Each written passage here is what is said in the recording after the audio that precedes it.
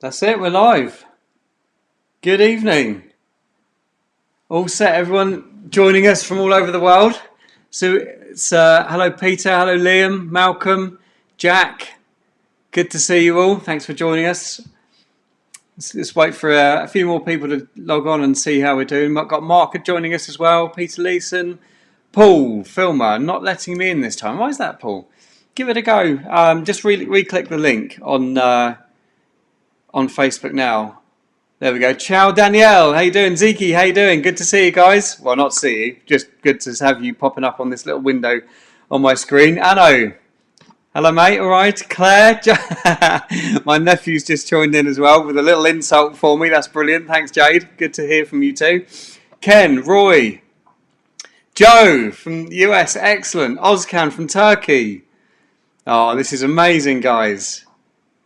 Ashley. Jean-Paul Lardnois, Gilles, bonjour Gilles, ça va? Danielle's got the beers out already, very Italian. Mike from Canada's just joined as well. Hello, mate. Oh, this is amazing. Amit Agorov from Israel, Mark Jones, Mike Shreve, Canada, America, Mark James. Oh, amazing, guys. This is exactly what I wanted to see. Just aviation guys getting together. Hans from Holland, Oliver Santa, Dave Griffiths, Dave Crossman, Yuan Leach, hi, good to see you. Paul, you're in. Top man, excellent.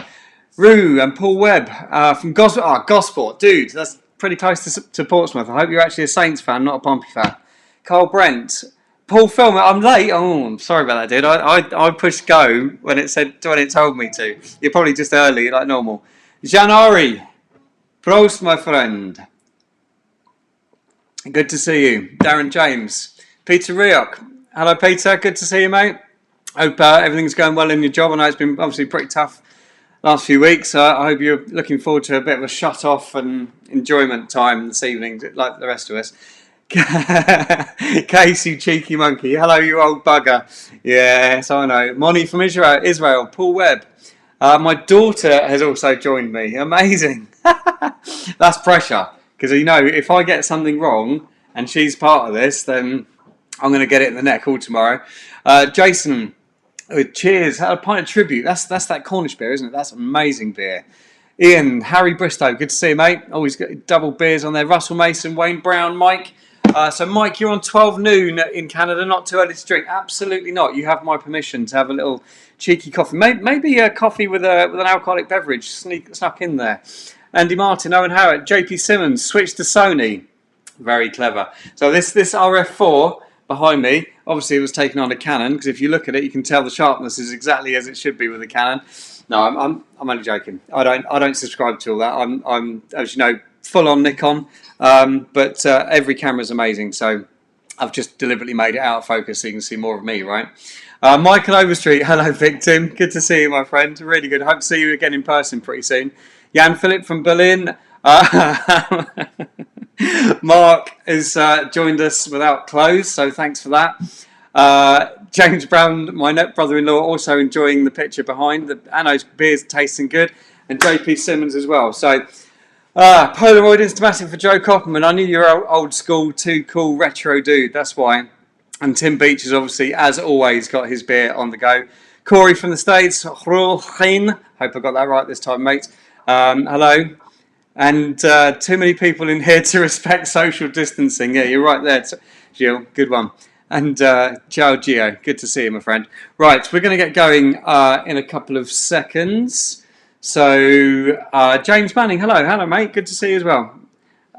Coloured hair dye from Paul Edwards. What have I done? Have I got coloured hair? Oh no, you're talking about the grey bits. No, that's wisdom, mate. That's why I'm running the quiz. Wisdom.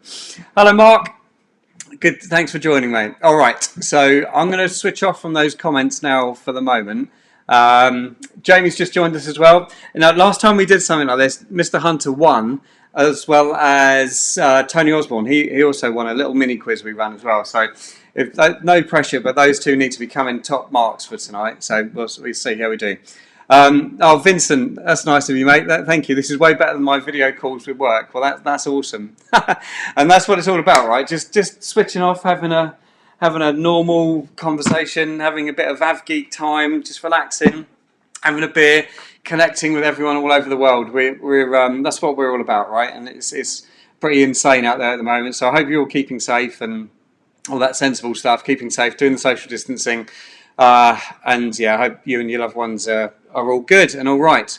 So I'm going to now head off into the quiz time and give you a little bit of talk around what we're doing and how we're going to do it. So, okay.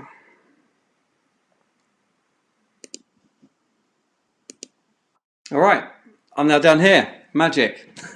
You've got no idea how long it took me to do that, honestly. That was hard work.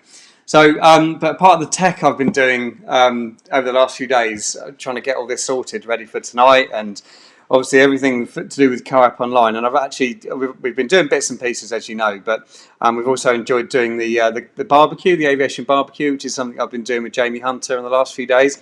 We've done episode 1 on Top Gun.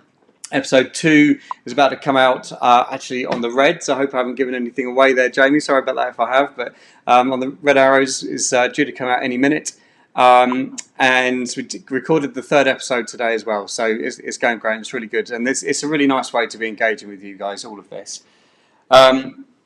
So let's get going. So COAP Online is nearly ready. The build process is nearly there. There's going to be a whole new website. It's going to be a massive community of aviation geeks together. It's going to be kind of like, remember we did the Aviation Photographer magazine a little while ago? Well, think of that, but online. So instead of sitting there reading a magazine, you're going to be interacting with the people behind the camera. So instead of reading an article, you're going to be hearing it and listening it and living it. So it's going to be really good fun. It's build a whole new community online. There are going to be 10 tons of workshops, which is going to be much more interactive, kind of this sort of thing. Maybe a bit of Zoom as well, where I can sort of see everyone's face as well, because obviously I can't see you guys tonight. I can just see you in little comment boxes over the right. So it's going to be some interactive workshops where we can talk through things. I can share my screen like this with you as well, and also see your faces, so we can have more of an interaction. But then there's going to be some workshops, which is long awaited on COAP, but my daughter's laughing at me. What's the matter? Am I doing something wrong? No, okay. So yeah, the workshops will be the ones that are actually on the site and you can download. So, and there's going to be a whole bunch of free stuff, free competitions, quizzes, prizes, all that kind of stuff. Going to look to do some massive photo competitions as well. It's going to be great fun. I can't wait to get going on it. And there'll be some stuff, just like you buy a magazine, there'll be stuff behind a paywall. It's not going to be expensive. It's going to be about around £5 a month, something like that. And then there'll be all this cool content behind that as well as the free stuff. So yeah, it should be good. I'm really looking forward to it. So tonight's about the quiz. Aviation Pub Quiz Worldwide with COAP Online. So there's 3 rounds tonight. The first one is sort of current affairs, so predominantly military. You all probably know me well enough by now to know that it's going to be predominantly military. There is some civvy in there as well. There's a lot of industry stuff as well, bits and pieces. And then the second round is aviation legends, so a bit of history. And each time I do a quiz, there'll be a wildcard round as well. So you'll wait and see what that is a bit later. I'll do the answers tomorrow. So obviously you can just Google this. You're sitting at home, you've got your smartphones and everything else. You can just Google it and get the answers whenever you want. But try not to, if you can. Just go for it. Just see if you can tax the old brain cells. They haven't been working in the same way as our AvGeek's brains perhaps work recently. So if you can tap into those AvGeek brain cells and really get to grips with some of the questions, I think you'll get more out of it. So if you can avoid the Google button, then that would be a good thing. So I said this would also go to YouTube Live. I haven't quite got that bit sorted yet. So the plan is to have this on Facebook Live, and then everything is recorded, and then I'm going to upload it to YouTube afterwards. We've got a new COAP Online YouTube channel, so you can watch it anytime, basically.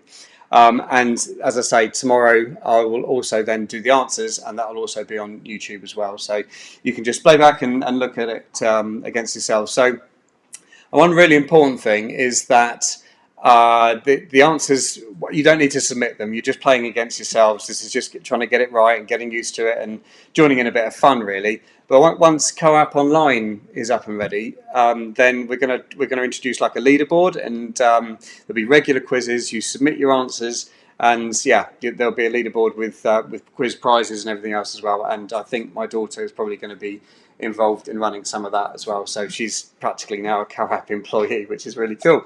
And I'm paying her in pens, believe it or not, stationery, because she just absolutely loves it. Unfortunately, she's now actually asked for an Apple pen, so it's gone up from nice, pretty biros to actually an Apple pen. So yeah, we'll see. Right, so just as a reminder, Zeki's just put something on the comments there as well. This isn't on YouTube Live yet. This is just Facebook Live, and we will upload the recording to YouTube, so you can watch it whenever, and anyone else can be posted over to it that sees it next week, and it will still be there forever, and you can get the answers accordingly when they are announced. So I think that's pretty much everything. Let's roll. So the first one is Opsport. This is current affairs. Mostly military, a little bit of civvy, and a little bit of industry. Some of you may have seen this one earlier when I trialled it, and don't cheat. Okay, here we go. Question 1. What year did the air tattoo start? Now, obviously, we've seen, unfortunately, that we've been losing our dear airshow calendar like flies, really, and I suspect it's going to go on longer and longer yet. So we start the quiz with the relevance of RIAT. What year did the air tattoo start? You have 1971, 1958, 1991.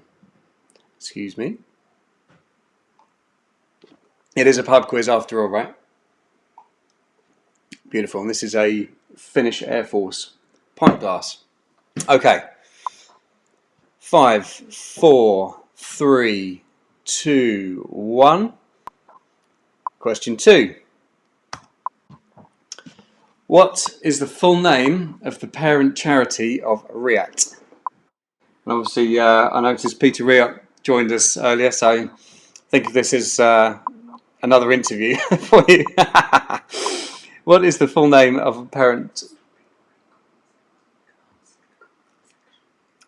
charity of RIAT? So, just as an aside. We've obviously got people adding the comments on the questions there. That's fine. You know, you can crack on doing that. I've got no issues putting it on the comments, but obviously everyone can see your answers, just so you know. So that's completely cool if you want to carry on doing that. So what is the full name of the parent charity of RIAT?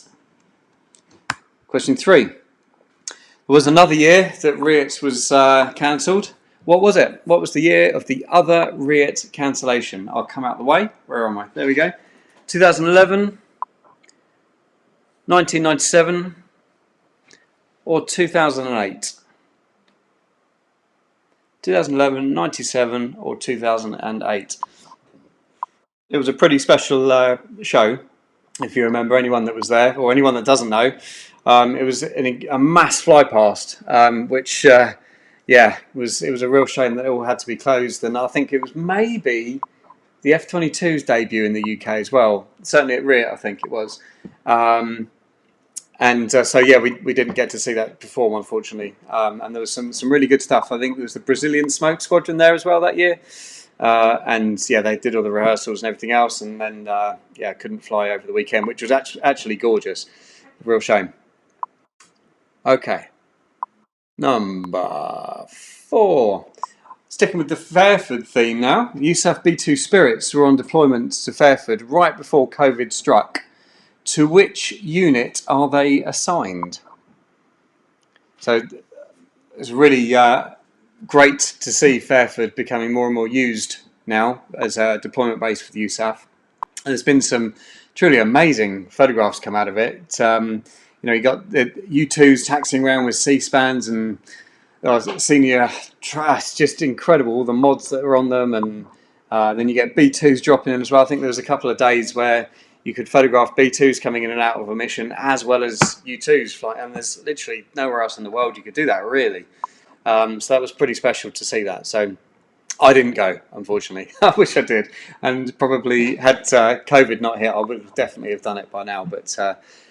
yeah, there we go. Another time. So USAF B2 Spirits are on deployment to Fairford right before COVID-19. To which unit are they assigned? Okay, Dam Busters. Who wrote that? Charles Digby. Dam Busters. Very good. Question 5. Name 5 other Northrop designs. 5 other Northrop designs. And yeah, I see Victim, Michael Overstreet there. You didn't have a clue. These are all bombers, mate. Yeah, they're not fighters and they're not up your street. But you did say you were going to win tonight, so come on. Name 5 other Northrop designs. That's some incredible designs through the years. You think all those World War II designs, Cold War stuff, super done. Okay, Paul, I've just noticed your answer there. Paul Ashenden, mate. So I'm looking for the unit, not the base of the B2s on the previous slide. The actual unit, not the base. So hands, you've done well there. There's a lot there. Good stuff, guys. Okay, 5, 4, 3, 2, 1. Next question. Question 6. One of the most successful designs to come out of the Northrop factory was the F5. Name 6 other operators of the type. What a jet. Super sleek. Really enjoy shooting those. My last time shooting those was over in Switzerland with the legendary Steve and I. And we were over there with a group of guys in January on one of our COAP trips. And yeah, it was pretty special. Super time. It was awesome to see. There are not many days left of the F5 in Swiss service. So make sure you take as much advantage of those as you can. So yeah, super popular. Flew all over the world, all sorts of continents: Asia, Africa, Europe, North America, South America. Just yeah, all over the world. So one of the most successful Northrop designs ever was the F5. Name 6 operators of the type. 5, 4, 3, 2, 1. And question 7. Which nation independently upgraded the F5, including the addition of twin tails? And what is the local designation? So this nation's pretty clever at making its own stuff work for a variety of reasons. One of which was the F5, which had been in service for a long time, and they indigenously upgrade the type, and they've put 2 tails on it, as you can see up the top there. Two twin tails, a couple of other upgrades. So which nation did that, and what is its local designation? And you've got to spell that right, because it's a strange word. Some good answers coming through there. Good stuff. Keep them coming. Keep them coming. I'm looking forward to doing this and seeing who with the leaderboards when we do this properly on the COAP online site. It's going to be great. I reckon there's going to be some good challenges coming in for this. I might even have to make Janari is not beer land. That's not the answer to every question. The answer isn't beer to everything. It's close. But yeah, the COAP online leaderboard is going to be great fun. I'm really looking forward to that. All right, so you got 2 points for that one. The name of the country and the local designation. 5, 4, 3, 2, 1. Question 8. Sticking with industry and modifications.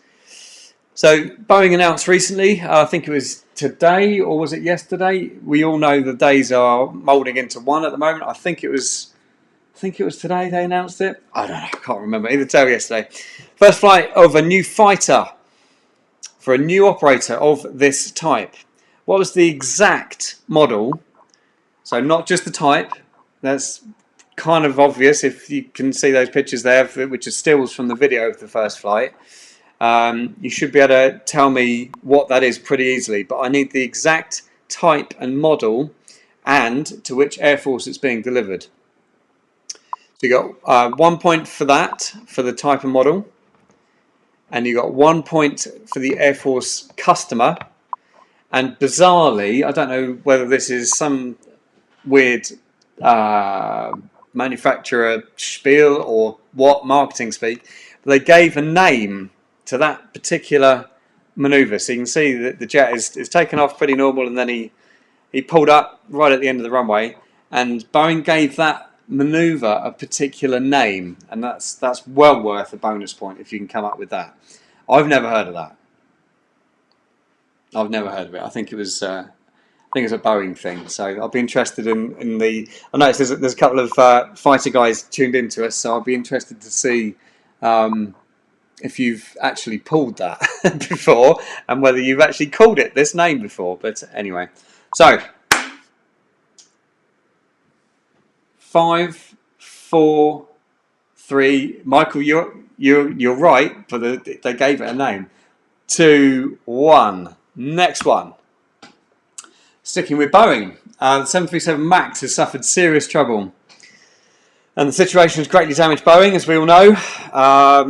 Which airlines lost 737 variants in crashes? It's a bit of a nasty question to ask, I suppose, but it's super relevant to where the aviation industry is at, because there is some serious issues as to whether any of these aircraft will ever fly again. It's literally unknown. It's quite an interesting debate, actually, and I read some stuff recently that from a good friend on Facebook. He's got some really interesting opinions on it. So perhaps I'll get him on when we have the COAP online set up, or do an interview with him for you to listen and ask him questions about his thoughts around what is happening with the 737 MAX, because it's quite a sorry tale, really. Okay, so I'm after 2 airlines there. Both of which lost the 737 MAX in crashes, to the unfortunate loss of life of I think it's 300 odd people in total. Real shame. But there's 2. So see, there's a few guys coming in with 1 airline, but there's actually 2 coming through. So I'm going to give you another couple of seconds on that one. 5, 4, 3, 2, 1. Question 10. Name 6 other aviation trade events. Go!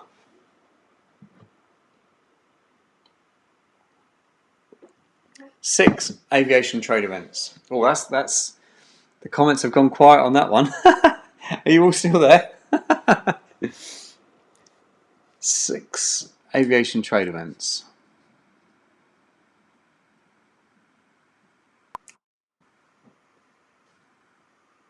I noticed my dad's just joined in as well. Hello, Dad. All right. Well, he hasn't joined in, obviously. He's doing it through my mum's Facebook account. Woe betide the day my dad gets Facebook, right? But I'm super pleased you're here, mate. But and I'm very glad you got the air crash stuff right as well. So well done. Be disappointed if you didn't. I'm expecting full marks from you, actually, Dad. So, and cheers to you. I'll see you soon. Yes, Michael, good question. Is this different to an air show? Yes, it is. So something like Duxford or Shuttleworth or Cosford or any of those events, they're air shows. NELLIS, an air show, that kind of stuff. But this is a trade event where manufacturers and air forces go to show their latest equipment, latest avionics, missiles, weapons, radar systems, etc., and obviously try and sell them. So kind of like a showcase. Like I was going to give you some examples then.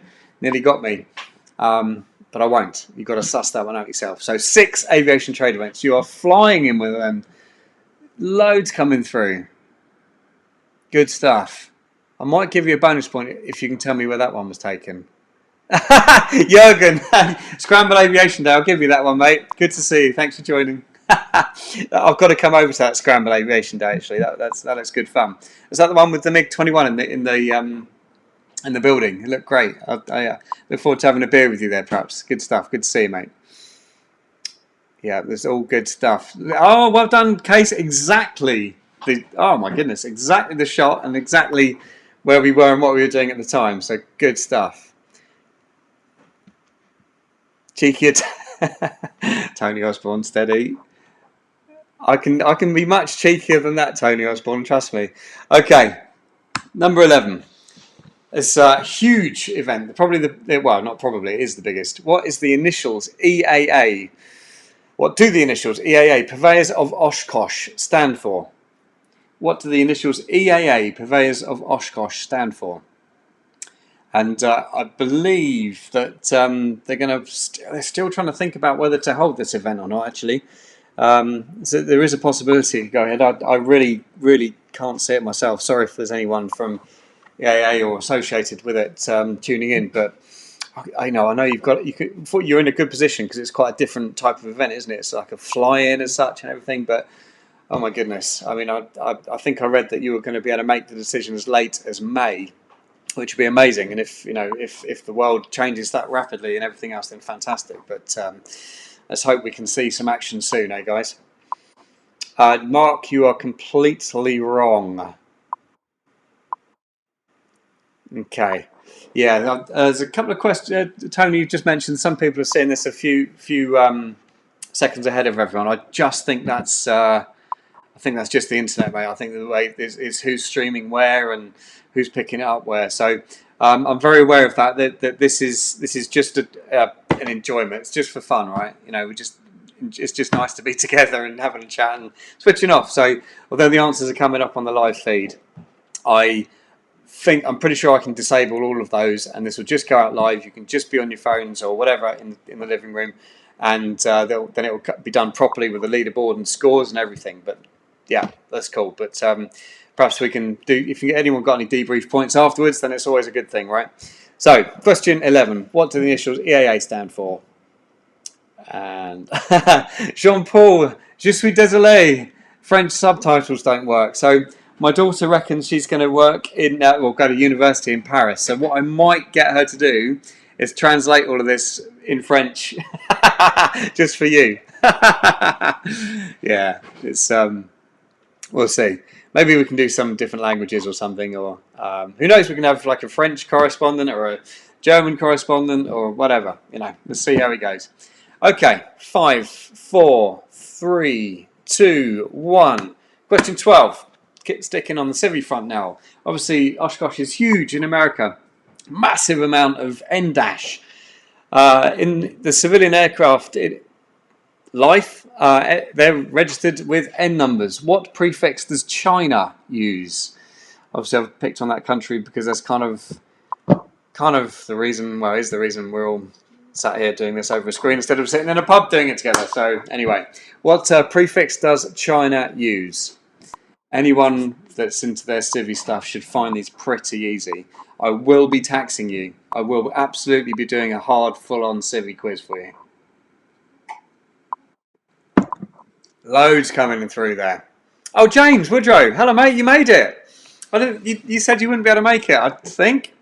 Or was that tomorrow? I don't know. Literally no idea. All of those days are moulding into one, but I'm glad to see you, my friend. Joe Koppelman answered B for bat soup. Clever.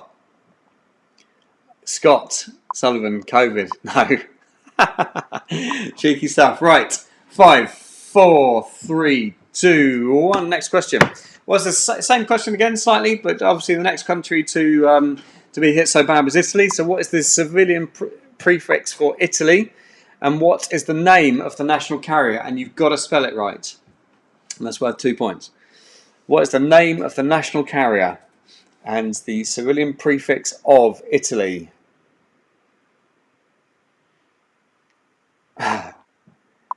Ooh, good stuff. Some answers flying in there. Good. I always used to spell this with an E. You're doing well. The Italians are getting this one right, so I'm glad. Yeah, good stuff, guys. Well done. Okay, 5, 4, 3, 2, 1. Civilian registration prefix of Italy. And what is the name of the national carrier? Number 14. There is one base left with Italian tornadoes. What is its name? Where are the Italian Air Force tornadoes now based? And anyone that was... Good one, Joe. I like that. Trick question can't be spelt correctly without the excessive gestures of hand gestures.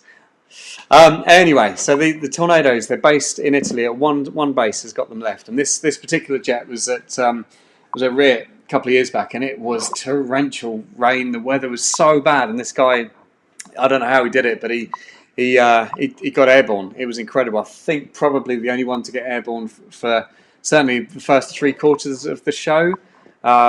Someone will correct me on that, but I remember there was some severe weather and just such low visibility. But this guy went up and smashed it.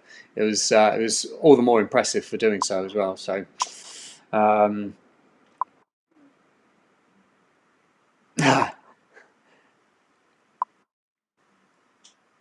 Yeah, okay. Yes, you're right, Tony. Yeah, that is. Trust you to notice that. Thank you. This is Rispetto Sperimentale Volo. This is a an RSV test jet. This is so. The question is. Thank you for correcting me, Tony.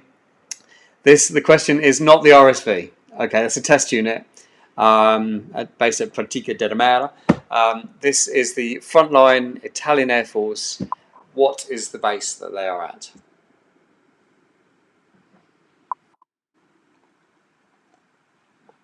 Cheers, guys. Hope you're all enjoying your pints or coffees or orange juices, whatever it is, wherever you are in the world. Okay. 5, 4, 3, 2, 1. Question 15. The RAF said goodbye to the jet just over a year ago now. Incredible how time flies. So what is the name of the RAF squadrons that said goodbye to the GR4? And there's a couple of bonus points there as well. I'll just get out of the way for a second. I should put myself somewhere else, really, shouldn't I? 1 point each for each of the squadrons, and 1 point for the correct unit representation. And hopefully you know what I mean by that. I can't tell you because otherwise it would be too big of a clue. But there's obviously 2 squadrons with 2 numbers that I'm looking for, and then you get bonus points for each correct unit representation. So think about how you write that down.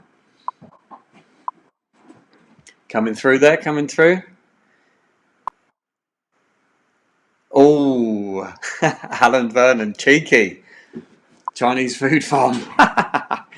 What's a GR4? Good question. GR4 is the RAF Tornadoes.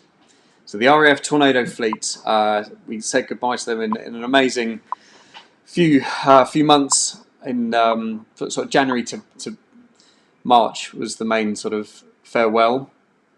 My uncle's on. Paul Hoskins, hello mate. How you doing? Good guess, good guess. Not quite right there though.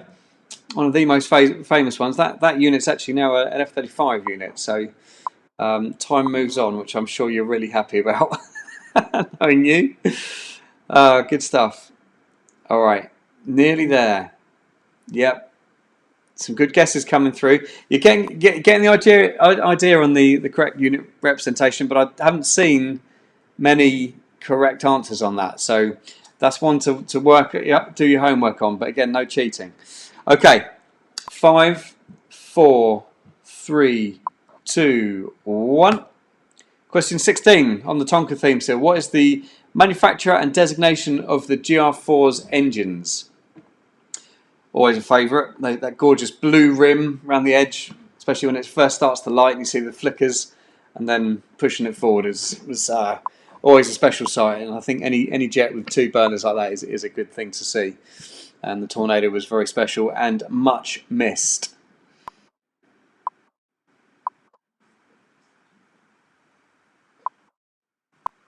I don't know how to do that. There was a comment saying that you could. Get some good stuff coming through there.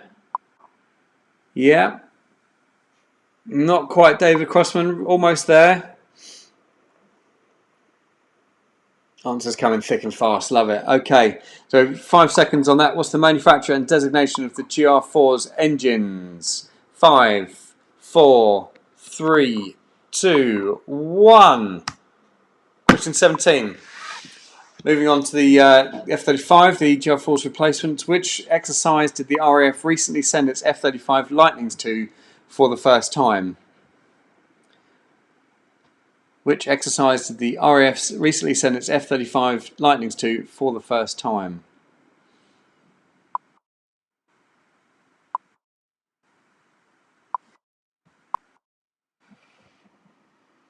Yeah, easy one. Anyone that knows the... My sister's just asked, was it burpees? No, that's not quite the right exercise. Yeah, good stuff. All coming through really well. Well done. Yeah, good stuff. Well done, guys. Okay, so 5, 4, 3, 2, 1. Which exercise did the RAF recently send its F-35 Lightnings to for the first time? And question 18. What is the numeric designation of the host fighter wing at NELLIS Air Force Base? So you can see the link there from the previous one if you got that right. Excuse me. What is the numeric designation of the host fighter wing at NELLIS Air Force Base?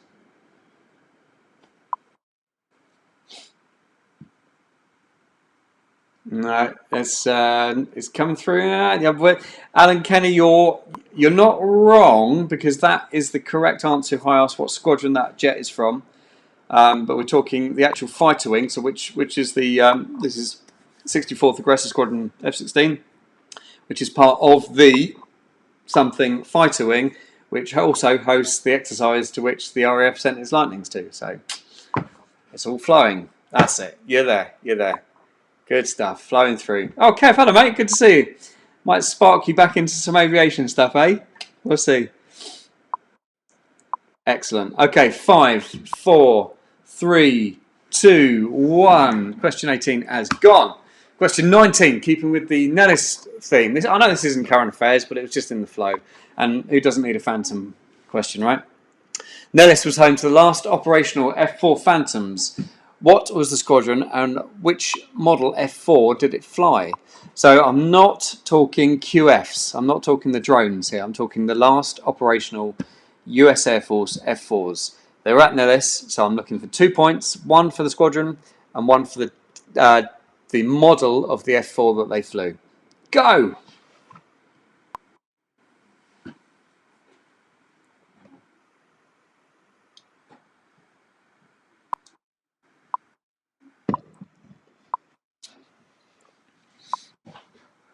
Ah, some good guesses coming in. Lots of question marks on this one. It's almost Foxja. Except, yeah, Kevin's there. That's good. It's close, Michael. Close. So close. Okay, so another couple of seconds on this one. NELLIS was home to the USAF last US Air Force operational F4s. What was the squadron number plate, and which F4s did they fly? Okay, 5, 4, 3, 2, 1. True or false? Japan has just retired the RF-4EJ Kai. Japan has just retired the RF-4EJ Kai. True or false?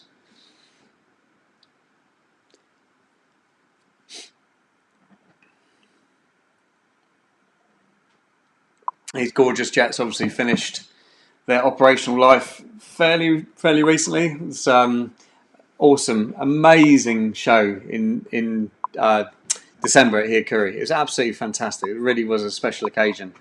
And then they obviously finished as well now the last couple of weeks. The squadron's no more. The RFs are no more. I've actually heard they're going to. They've kept a couple of these jets behind, and I think they're going to keep a couple of the fighter variants behind as well, and actually break them up and sell parts of the jet. So we'll see about that, but it should be quite interesting to keep a watch of. I want that bit. I want that shark's mouth right behind me for real. That'd be amazing. But no, they were quite something. Really were special aeroplanes to witness in operation. Not long to go now for the actual types either. So talking not long, I'll give you another 3 seconds on this one. 3, 2, 1. 21. What is the unit designation of the last Japanese Self-Defense Force Phantom Squadron? So what is the unit designation of the last one? So there were 3 for many years. 302 disappeared, and the recce jets disappeared with 501, which leaves just 1 unit left at Hiokuri. And you may have seen today, and I know that was today, that the unit has painted a new jet up. So there's now 2 special F4EJs on the flight line at Hiokuri. One says goodbye to the squadron, one says goodbye to the entire F4 force. It's got a unit badge of every single F4 squadron that the Japanese operated. Looks great. and I don't think we've seen the last of them yet either. So we'll see. But certainly these jets will finish in December, and that will be a sad day. Okay. Next one. So this is the squadron badge of the last jets. What is the significance of the number of stars on the frog's scarf? What is the significance of the number of stars on the frog's scarf as worn by the JASDF Phantoms?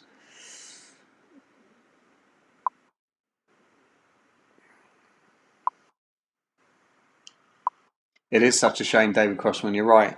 Seeing these things fly for the final time is it's pretty tough. I'll tell you, the sight and the sound, and I've been very fortunate to go over to Hikari a number of times. Like, I can't even remember. There's people out there like Steve, and obviously it's been there a million times, and a couple of other guys we know as well that have been there so many times. But yeah, I've been fortunate enough to see it a few times now, and just the depleting flight line, and it's hard work watching it, but certainly very, very precious metal, these things. Okay, so what is the significance of the number of stars on the frog scarf as worn by the last Japanese Phantoms? 5, 4, 3, 2, 1. Bang up to date with the RAF now. What is the unit of the Royal Air Force's new P-8 Poseidon? Can you name one of the jets? I'll just get out of the way of the points there. What is the aircraft's actual designation? So there's 3 points available there. Looking for the unit of the RAF's P-8 Poseidon, and that's I won't give you a bonus point, but remember the Tornado Squadron, about the exact way to write this down. So that there's a way to write it. Unit of the RS new P-8 Poseidon, and can you name one of the jets? I think we've got 2 now delivered, I think, still. Maybe 3, and they've all got names on the side. Can you name one of them? And it's not Planey McPlane face, I'll give you that. And what is the aircraft's actual designation in RAF service? Some good answers coming through there. Well done, guys. Very clever stuff. I wouldn't be able to get that one, I don't think, off the top of my head. It's yeah, excellent. Good answers coming through. No Paul film, it's not Bill. Nice one. All right, I'll give you another couple more seconds on that one, because there's a few to get there. What's the unit? What's a name? Just need one. Just one correct name's fine. And the aircraft's actual RAF designation. Mark. Yeah, sorry, sir, an RAF question. Maybe we could do an entire one on the Royal Navy. That'd be quite good, wouldn't it? That'd be yeah, I'd enjoy that. Well, yeah, perhaps I'll look to do that and do some real specific themes. Navy one and Air Force one and European Air Forces, that kind of stuff. We'll see.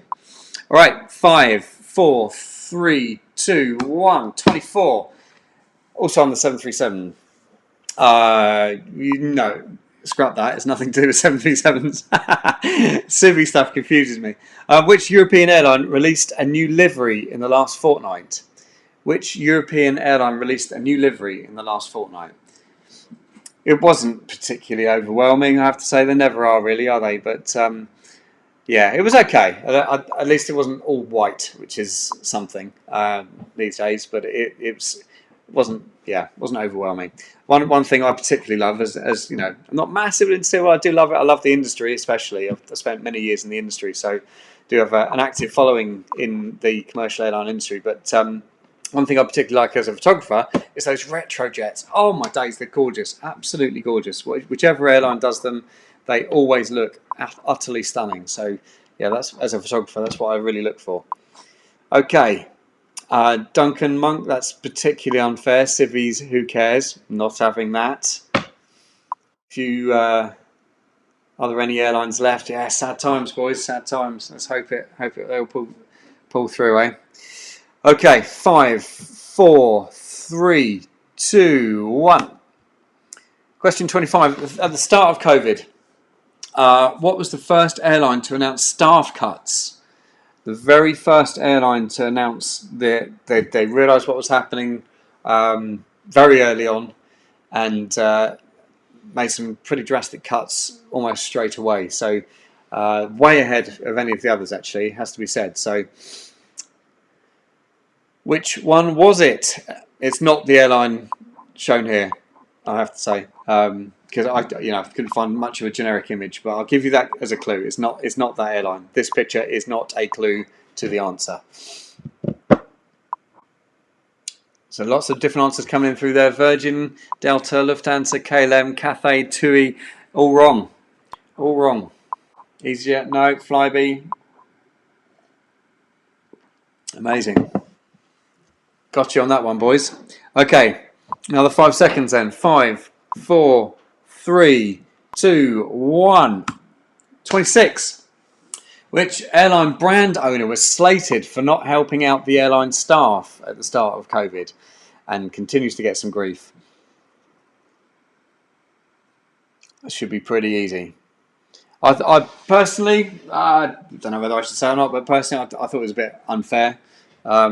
It's not his airline anymore. He started it, obviously, but he's a shareholder, but he's not the owner. He's not the one that would be paying their wages as such. But obviously, the brand is suffering as a result. So, been interesting to hear a bit more about the story behind that as well.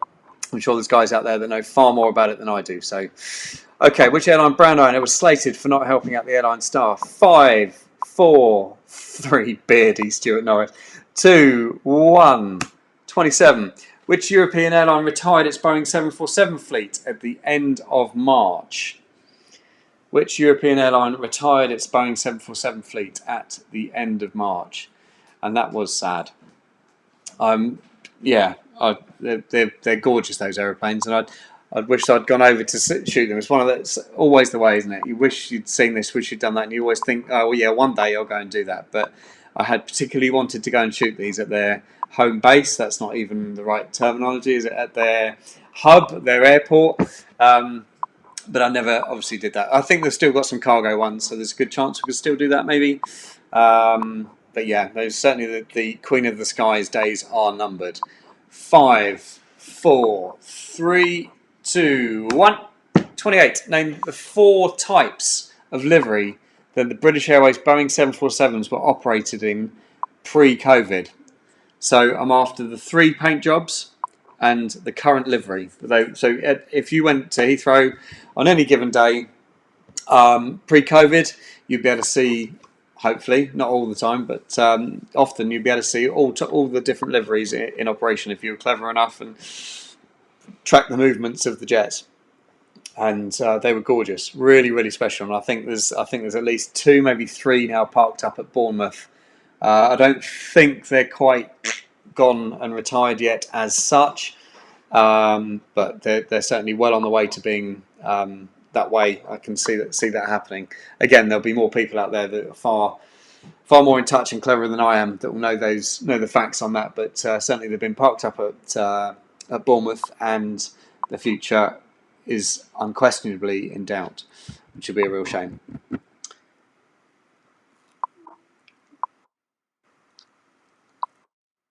That's it. The answer's flying through there. Good stuff, good stuff. A few guesses, a few question marks. A few non-answers as well. So, yeah, okay. 5, 4, 3. Remember, there's 4 there. So there's a few answers coming through with just 3 answers. So there's the name of the 3 specials plus the current livery. Okay. 5, 4, 3, 2, 1. Talking of special schemes, the most flamboyant military scheme, back on the military now. The most flamboyant military schemes can be seen at the NATO Tiger Meet. What was the base that housed the Arctic Tiger Meet, and in what year did that happen? So obviously, huge exercise, amazing colour schemes, really, really popular with photographers and enthusiasts and everything else. Always a good time at those events. And there was one specific Tiger Meet that was called the Arctic Tiger Meet. What was the name of the base? And what year was the Arctic Tiger Meet? And this resulted in some quite different schemes. If there was the Arctic tiger was embraced. You know, it was blacks and whites and all over white aeroplanes with with white tiger stripes and black tiger stripes. It was particularly impressive. I think there was a super etendard that was probably one of the best tiger schemes we've ever seen. Actually, it was gorgeous, and they'd positioned a tower to look down on it as well. And yeah, some really beautiful photographs to come out of this at the time. So, what was the base, and what year was the Arctic Tiger Meet? Chris Muir, you were there, mate. Yeah, what was an ace event? Good stuff. It was a little bit later. Some of the guys coming through as sort of the mid 2000s, lots of 2012s there. Gio agrees with me about this. The SEM, the Super Étendard Modernise.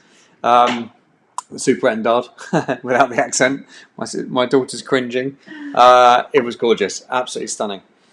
Oh, and there was a Mirage 2000 as well. Thank you, Tony. Yes, there was a Mirage 2000 in the Arctic as well. And Chris Bosworth was there with the best light ever at a tiger meet. So yeah, thoroughly recommended. Let's hope they get it up there again one day again soon, eh? Okay. 5, 4, 3, 2, 1. The 2020 edition of the NATO Tiger Meet was due to be held in Portugal. Who knows? It's obviously was scheduled for May. They've rescheduled it for July. We're still planning on it because it's still there and we don't know what's going to happen. But honestly, I can't see that happening. I might eat my words, and I hope I am. I hope the world gets sorted out and the military planners can do their things, and the military can commit to something like that. But honestly, I really can't see it. But let's hope for the best, eh? Certainly from September onwards, it might be different. But yeah, even July seems a long way away at the moment. Anyway, back to the quiz. 2020 is due to be held in Portugal. What aircraft type did Portugal retire in early 2018, and what was their home base?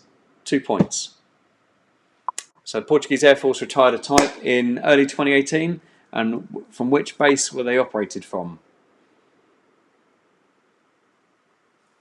And 5, 4, 3, 2, 1.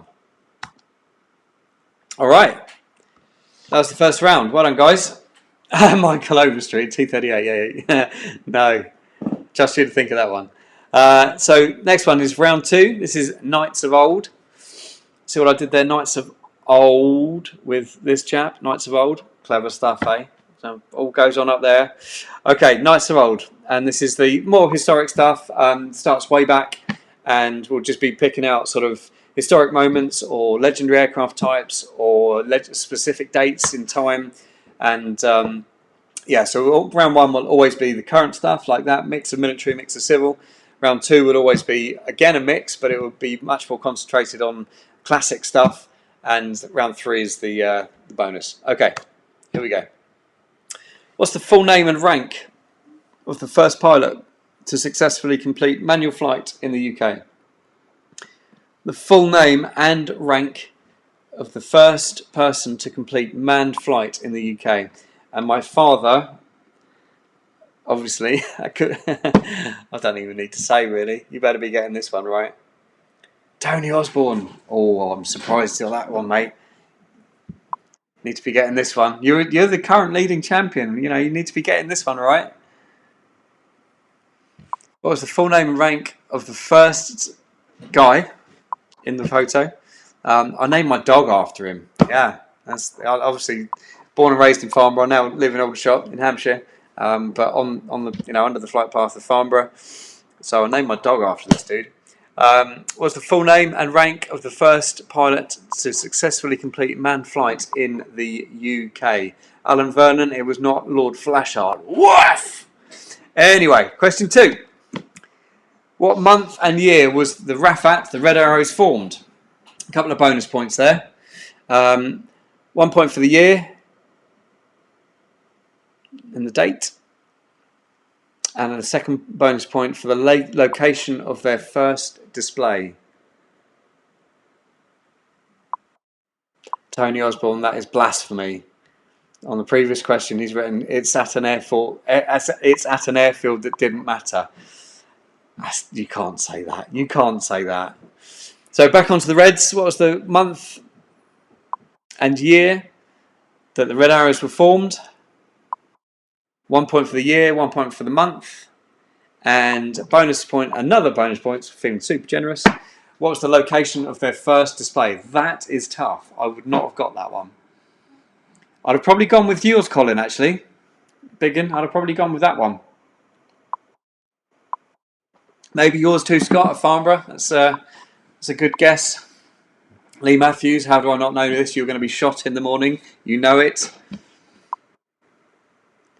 It's good stuff coming through now, guys. Well done. Well done. Okay, another 5 seconds on this one then. 5, 4, 3, 2. Yeah, Monty will absolutely know, Michael. You're right. 1 and number 3. What year did the F-16 prototype first fly? It was obviously called the YF-16, but I didn't know how to write that. What year did the YF-16 prototype first fly? Got a bit too long to explain it. So, what year did the F-16 first fly? It was designated the YF-16. And a bonus point if you can answer what was unusual about its first flight. The historians amongst you will absolutely know this. It's quite a unique factor. I'd like to have been there at the time, that's for sure. It would have been very interesting to have seen people's faces of the ground crew and the technicians and the engineers during that first flight. Good stuff. Some excellent answers coming through there. Few variations on the year. You're right decade. And yeah, some really good stuff coming through there as well on the bonus points. Well done.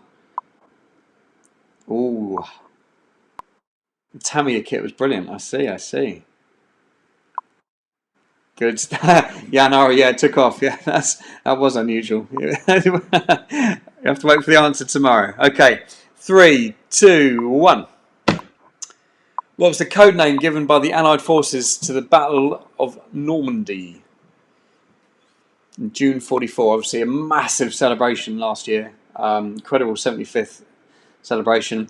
Some super interesting factors alongside of all of that. We know that, but the fact that it was commemorated in such a way was something pretty damn special.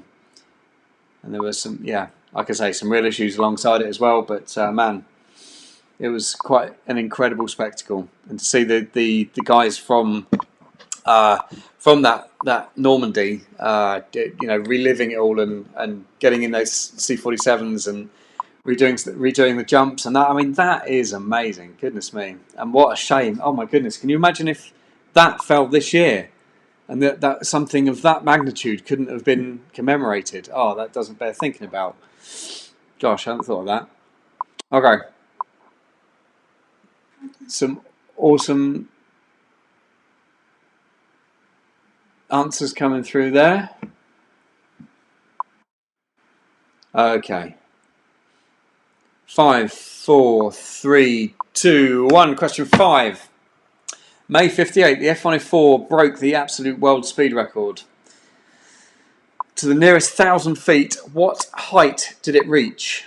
Can you imagine riding that rocket? I mean, that jet is just a rocket. It literally is, as we all know, a man with a missile, a spillone. But it was just riding that thing with this attached to it as well. Unbelievable. There's a great account of it in Combat Aircraft Mag, actually, that talks through the pilot that did it and how he's watching his airspeed fall off, and oh my goodness. And he could only record, his altimeter could only record so much, so the telemetry systems had to get it to the exact number. It was utterly amazing. And those were the days when, it just used to be like, let's go and try break this record. Let's go and try this. Let's try and get a bit faster by doing this. Just a daily basis of going out and thinking, who wants to fly that? Okay, you're going to fly that mission, or I'll take this one. And unbelievable. What a time to have been flying, eh? So what was the nearest 1,000 feet that the F-104 absolute world record height? The absolute world record, Vasily Kuznetsov. Absolute height or exact? I want the number of feet it reached, and obviously you get a point. Whoever gets closest is is the one that gets the point. Nice one, Victim. You read it. Okay, 3, 2, 1. What natural metal beast made history as it touched down at RAF Fairford in July '93? And weren't those posters on those programs amazing? Was it Wilf Hardy, wasn't it? I think that's a Wilf Hardy. Regardless, Wilf Hardys were amazing. And certainly, you just sort of pick up one of those brochures now, or see one on the internet, and it just the memories of being a kid arriving at an air show just flood back. It's so special. I think he unfortunately passed away quite recently. But anyway, what natural metal beast made history when it touched down at RAF Fairford in July 1993? Get the designation right, hands. You're almost there on the name, but the designation you got there isn't quite right. So I want the designation and the name. Yep, keep going. That's good stuff. Well done. There we go. Pash, I wonder if you were there when it taxied in and on that pan. I wonder if I was standing next to you there, mate. I'm sure you were working there at the time. Good. Old Tony's gone one extra. Good lad. Awesome. Okay. 5, 4, 3, 2, 1. Question 7. Where did the first ever scheduled passenger service take place? And I'm looking for points for location A to location B. So two cities, I guess you could call them, that flew A to B. Was the first ever scheduled passenger service took place. What were the 2 cities involved?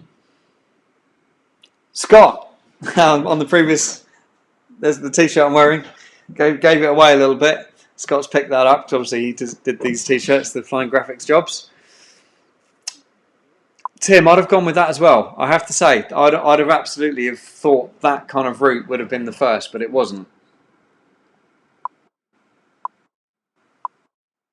Same with you, David Crossman. That's what I'd have been thinking.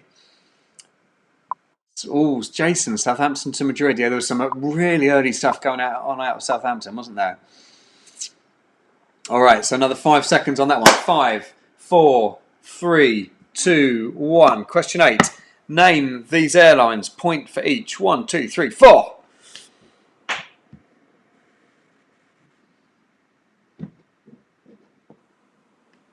think we could do a whole an entire quiz on retro airliners. I'd enjoy that one. That'd be really cool. Heathrow in the 90s. That'd be pretty special, wouldn't it? Should be good fun. Okay, some people are still. I think there may be a slight snag on the feed. Some still answers coming in from the previous. There we go. Okay, we're back on now. Yep, everyone's coming through on the airline stuff as well. Good stuff. We have the technology, as they say. So, point for each. 4 airlines. Pretty much all. One of them isn't current. Yeah, Paul. 90s isn't retro. Yeah, I suppose it could be deemed retro though, couldn't it? A little bit. 1990s. Certainly, there's some retro types operating then, at least. Okay. 5, 4, 3. Good stuff, Kevin Jackson. There's good answers there. 2, 1. Yeah, there's a couple of old logos and they're just to fox you, Jonathan Chu. Well spotted. Okay, so question 9. Where was Pan Am founded? One of the most legendary of, can I say retro or historic airliners, I can say. Where was Pan Am founded? It was interesting. I was talking with Paul a minute ago. I think wasn't it on your timeline on Facebook, Paul Filmer, where there was some pictures of Pan Am operated, was it caravans or something that was still being operated now by a freight forwarding company or something like that? They're literally they've got was it Navajos or something like that? I can't remember the type now. The Pan Am name and logo was very much alive and well. Quite incredible.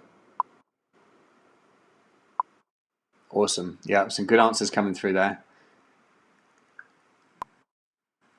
Somewhere in America, Sean Strange. Yeah, it's a pretty good bet.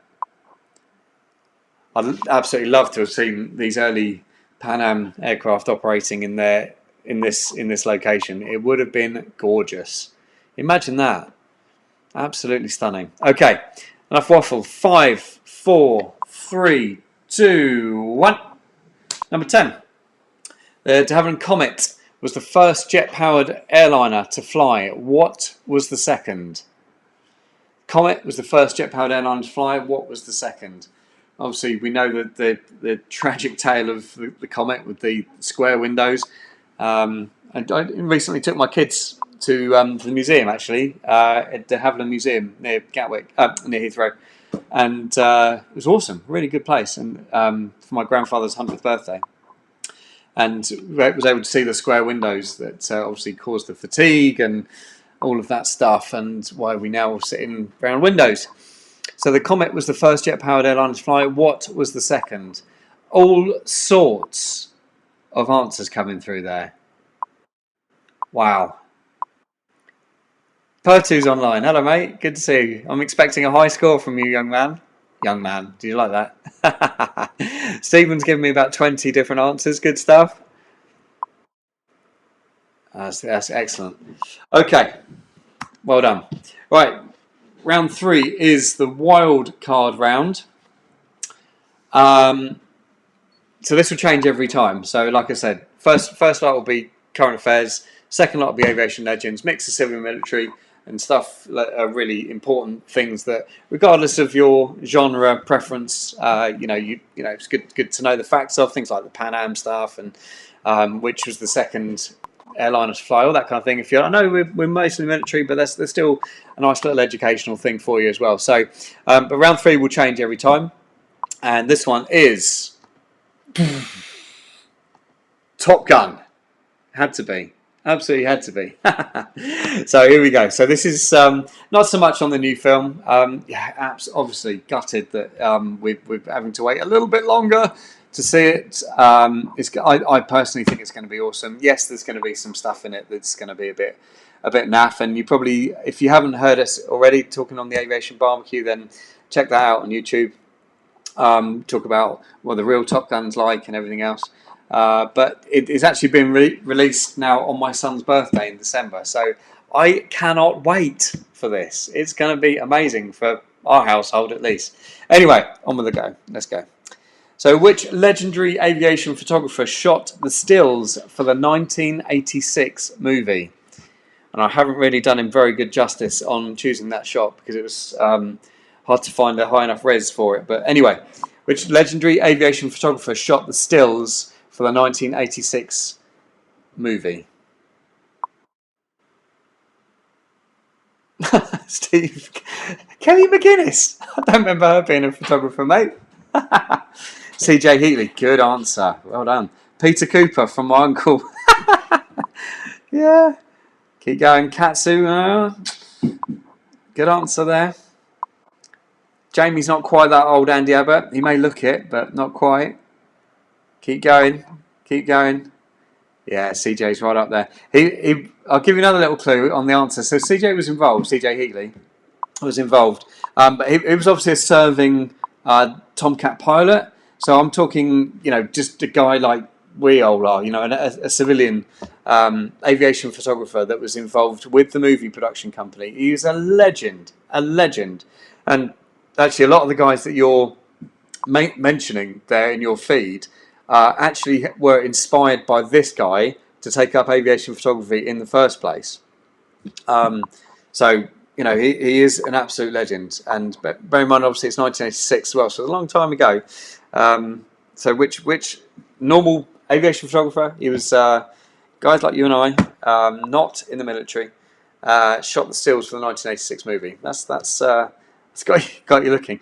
Doug Glover from Paul Edwards. Doug's going to really appreciate that one. Okay.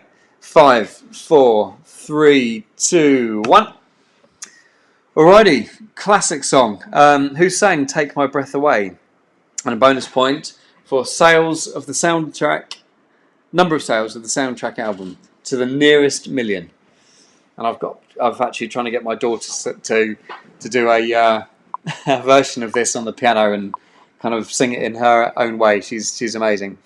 And I hope that she's going to be able to learn it and get the piano going and put it on YouTube. And yeah, I'll obviously shout about that when she's done it. Don't you worry. So who's saying "Take My Breath Away"?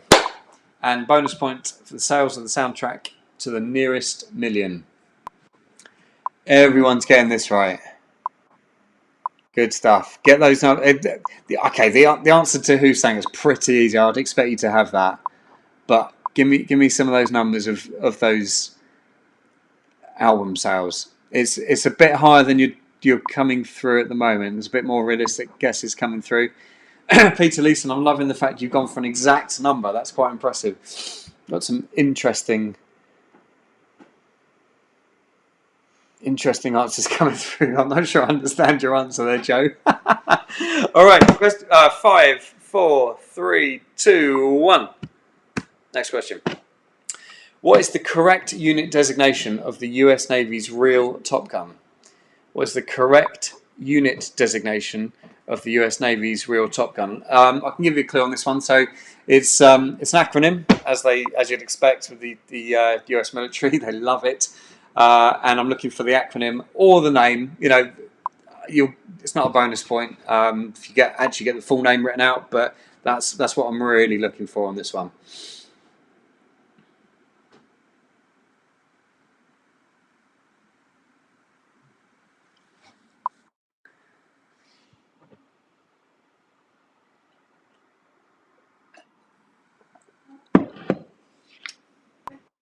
Okay, here we go. Answers coming through thick and fast now. All right, yeah, so there's some few acronyms coming through, which is what I'd expected. It'd be good if you can break that down, because one of those letters stands for something that you can easily get wrong, and they've recently changed it. So I can see where some of you are going with it as well, with your answers. But yeah, they've recently changed it in the last couple of years. They've changed the actual wording of it as well. So see if we can get that exact breakdown of that acronym.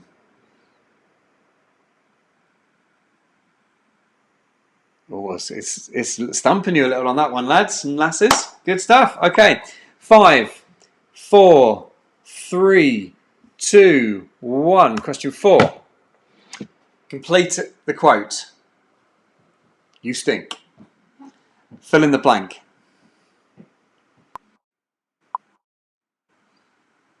Complete the quote. Question 4. Complete the quote. You stink. I think it was in the. It was after a classroom. Remembering the movie, there's a classroom scene, and Maverick walks by out the classroom and stops to say something to him, and this is the line he comes up with. So here we go, and everyone is getting that one. That's good. To be honest, if there is a Top Gun quote that I can find that you don't know, then I've done well. I'd expect everyone to be getting this right. Okay. 5, 4, 3, 2, 1. Question 5. Well, this is an interesting one. Which character from Top Gun film was actually based on a real-life US Navy employee? Yeah, this is a good one. I like this question. Really interesting.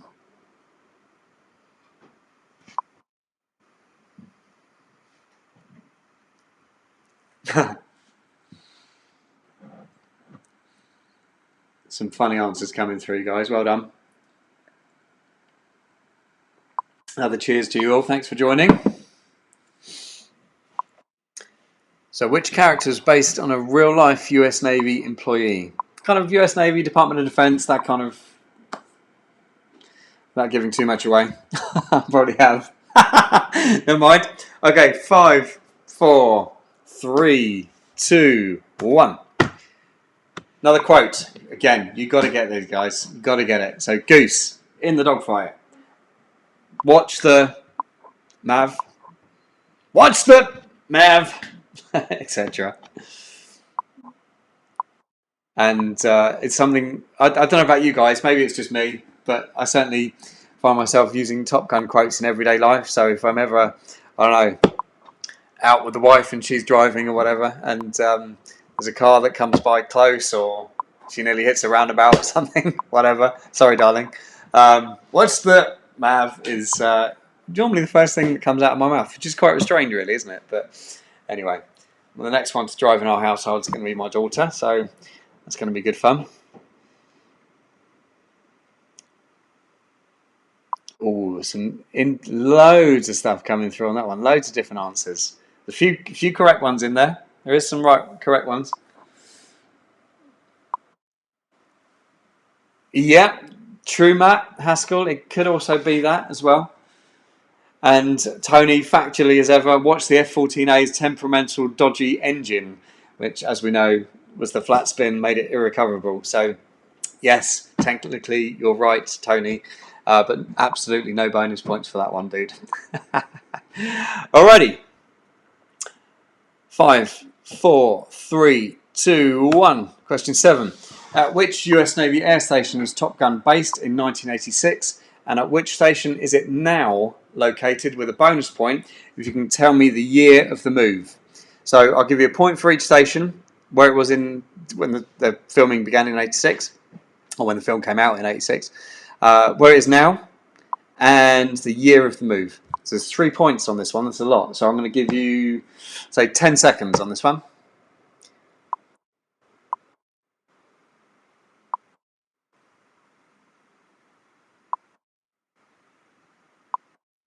Yeah. Correct answers coming through there. Yeah, well, yeah, you're doing well. You're doing well. No years though, lads. No, and lasses. No years coming through. What year did they move from to? Oh, that's better. Well done. Love that kefir. Yes, Yasaka Ruas. Yes, you'd recognise that one, I'm sure.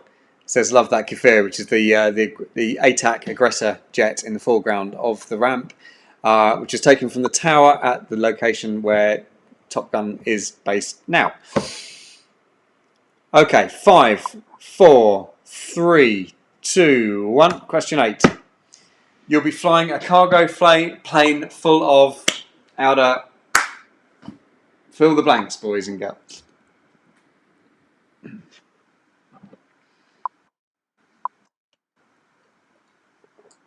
I don't know if you know, but YouTube now, YouTube now has got this thing called Kids, made for kids. So you have to tick a box and you have to say whether your video is made for kids. So I was wondering about what constitutes that, whether I can actually put this one in on, whether I can actually sit and enjoy my beer here or not. Well, that's another little test of experiment of the new COAP online. It's how safe for kids it's going to be.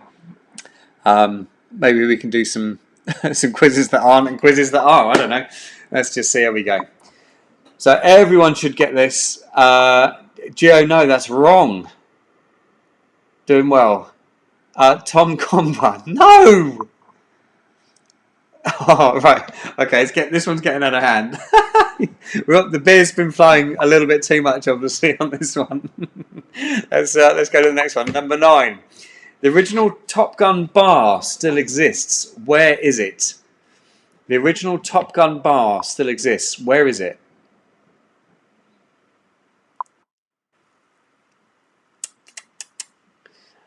Losing that loving feeling there, definitely. I'm going to have to watch the film again now. Should we do that? We've got to do that. We've got to do that. Should we do that tomorrow? Yeah. Yeah, it'd be brilliant.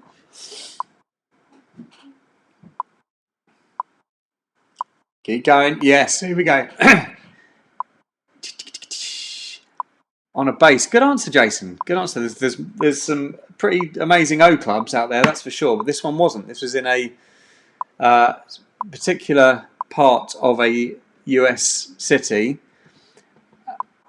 Joe's gone one extra on there. Good lad. Good lad. Well, I haven't been there myself. I certainly will be going to do that when we next do our trip out to San Diego. That's absolutely going to be on the list. It's now, oh, my mouth's watering, but it's now a barbecue restaurant, so a barbecue bar.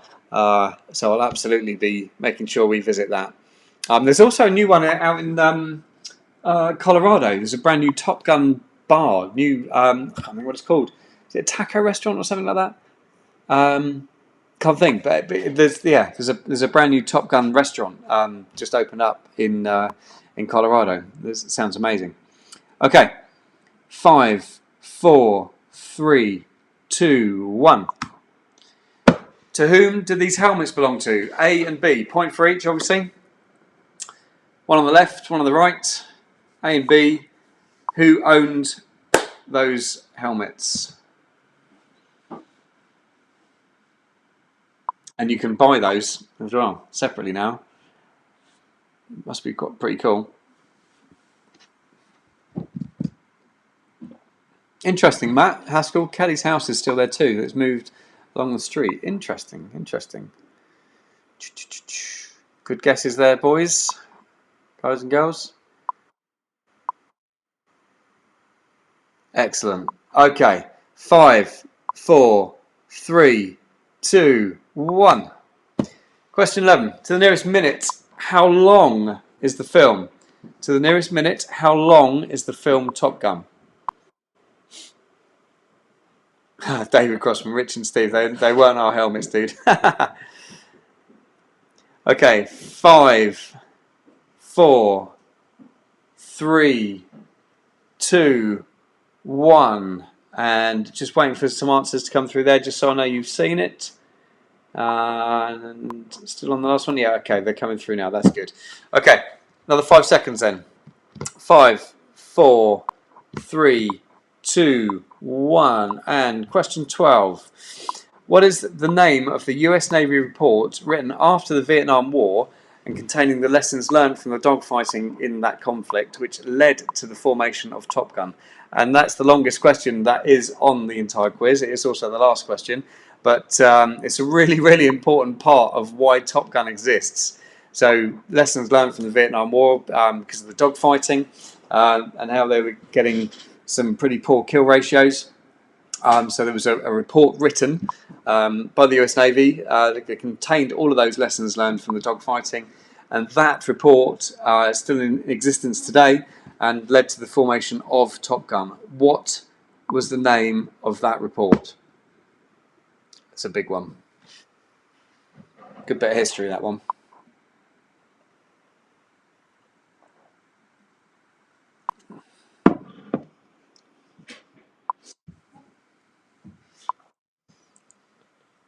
Stumped you as well. I like it.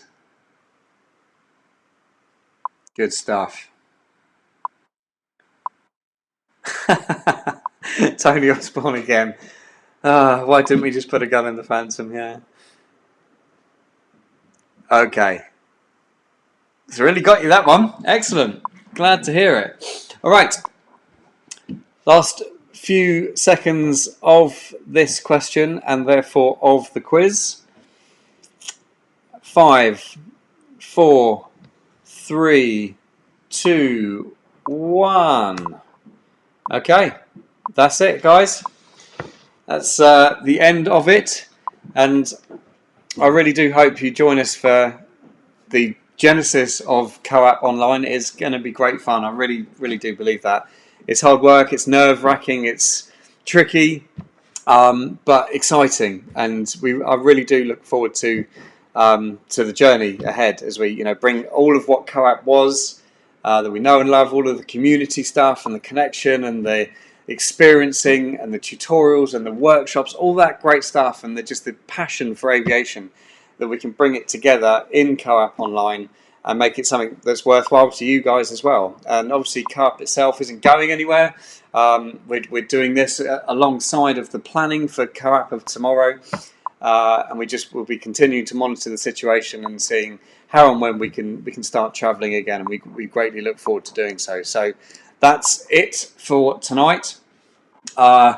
Join us again. There will be another one soon. I'll look forward to doing that. I'm not sure the regularity of it all yet, whether we'll do it weekly or fortnightly or whatever, but certainly the main thing is just switched off, right? Just switched off, had a bit of fun, had a beer, relaxed, and not thought about the negativity and how hard stuff is out there. So yeah, just continue to keep safe. Continue to watch what we do online here, and we're here for you, and very much look forward to being there in the future as well. All right, so take care. Cheers.